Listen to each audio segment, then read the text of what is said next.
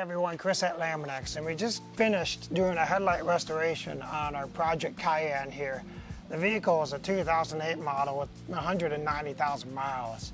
And after 13 years, the sun and oxidation just wears away at the plastic and turns it yellow and hazy over time. So what we used was our 3M headlight restoration system and restored the headlight, and we took all the UV oxidation off of the light. And we cut it down, and you can see it's still kind of a slightly haze on it because we didn't put any polish on it. The last step that we did on this was just a rubbing compound. So there are some fine surface scratches on here. But what we're going to do to prevent that yellowness, that cloudiness from coming back is now we're going to install some Laminex on here. So in this case, we actually wanted to style it up, and we're actually going to install tint on this headlight. What happens is because we have a thick amount of adhesive, that adhesive will mold into those surface imperfections, where in this case it's just kind of some minor surface scratches left over from the rubbing compound or the sanding, but that adhesive will mold in there and kind of make it nice and smooth. So after we install the Laminex and after it's cured, it will mold into that and clear up this light so that instead of being slightly milky, it would actually be perfectly clear. But now we're just going to do this installation process, and I'm going to show you how.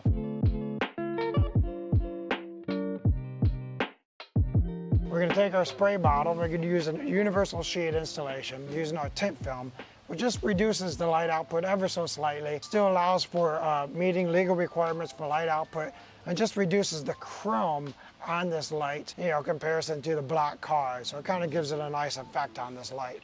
So I'm going to take our spray bottle that was filled with filtered or distilled water. We're going to make sure our light is perfectly clean and clear from any dirt, dust, debris, or bug guts. So now we're just going to lightly mist the light. And then I'm going to separate the liner from the Laminex. And be careful that it doesn't fold onto itself. And all we're going to do, because it is a universal sheet, I don't have to be perfectly aligned. So I'm just actually going to just lightly apply it down, just a light tack, gently. In this case, the light's kind of flat, so it's not that challenging for an installation. So now we're going to spray the outside of the Laminex with the sprayer again, with the water. And this is going to be a lubrication layer for our squeegee. So we're going to take a squeegee that comes into your universal sheet installation kit. And now we're going to start taking the 4 fingers across the squeegee to kind of give a firm and consistent pressure. And we're just going to start squeezing the moisture out towards the edge. And if you got any air pockets, big air pockets, air bubbles that you might have missed, you can pull the Laminex back up, reapply it again. If you got any folds and wrinkles, just lift the Laminex back up. Be careful as it's on the paint, because you don't want to damage the paint.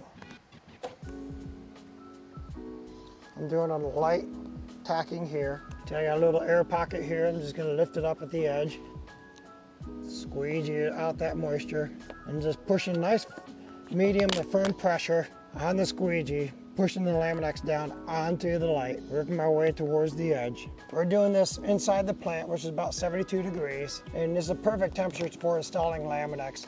If it's a little bit colder outside where you're at, then you can use a blow dryer or a heat gun, and that will really help soften up the Laminex as you do the installation. However, when you do so, be very careful. Don't get too close to burn the Laminex, and don't overly stretch the Laminex as you're applying it down. Just be gingerly. Don't yank and pull on it, because it will have a tendency to snap back if you try to stretch it too much. So I'm just letting it fall and go where I want it to go, making sure there's no wrinkles, no air pockets, no bubbles.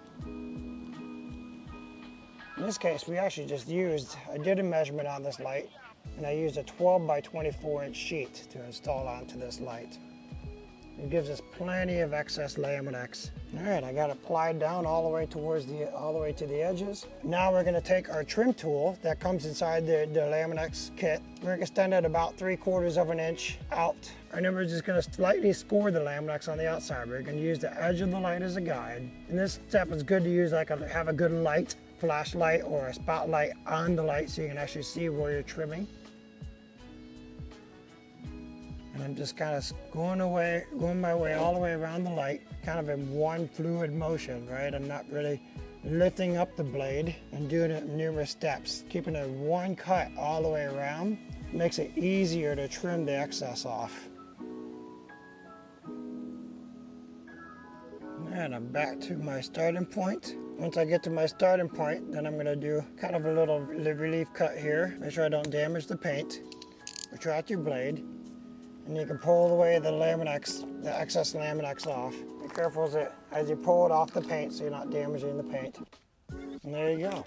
Laminex is applied down. Take a paper towel, wipe up your excess moisture. And then what we'll do is we're gonna let this sit out in the sun for a couple of weeks, and you'll see any moisture that's under there, any surface texture or air pockets or water pockets still remaining underneath the Laminex. Don't worry about it. The Laminex is breathable and porous, and as we have it outside in the sun over time, it's all gonna evaporate out. And you can tell it's already even starting to look clearer than what it was when we began with the installation. And as it cures over time, it's gonna be even clearer. And so it looks like a brand new headlight.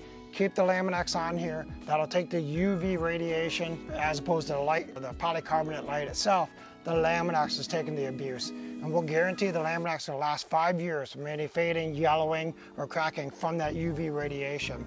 And all you do is wash and wax it when you wash and wax the car. In this case, we chose tint on this Cayenne because we wanted a nice tinted effect to reduce the chrome look. If you want to go a little bit darker as a smoke out, we have what's called our Gunsmoke, which is twice as dark as the tint. We also have clear if you want to have the complete stock look.